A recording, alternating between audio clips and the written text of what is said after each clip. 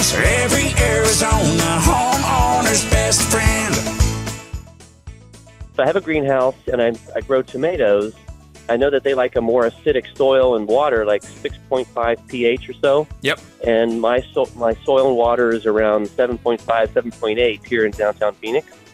And so I'd like to have some type of acid injection system before the water gets to the tomatoes. Do you know anything about that? Is there something I can do to get that system installed? Yeah, so there's a system that we like to use. It's called the Easy Flow. It's the letter E, letter Z flow, and you can get small backyard versions of it that you can actually put intravenously into your automated system, and it'll just drip it through. And then what we'll fill it with a situation like yours is actually more of a custom blend compost tea, and we're going to blend that compost tea from some really good nutrient ingredients, and then we'll stick it in that tank, and it'll just drip feed for about a month. We'll refill it once a month. But even in it, like with tomatoes, there's actually a pretty easy way. You can just use a soil acidifier, good organic soil acidifiers, and if you just put that granular over the top soil where the water lines are, you do that once a month, you'll get kind of the same effect. I like the more fluid systems because it's totally automated. You can even get a bigger tank and it'll last a few more months rather than having to switch it out every little bit there.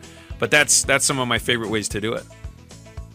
So Easy Flow, is that online, or where do I purchase this type of system? I had not heard of Easy Flow either, Ted. So I was sitting here scrolling, and it's Site One has it. Yep. Horizon has it. The Site One used to be like the John Deere. Yeah, they bought out a bunch of people. They changed more name. local groups and stuff like the Ewings. I like the Ewings. You can actually get them from Ewing, I think, now as well with the Easy Flow systems. Ewing, okay. Yep.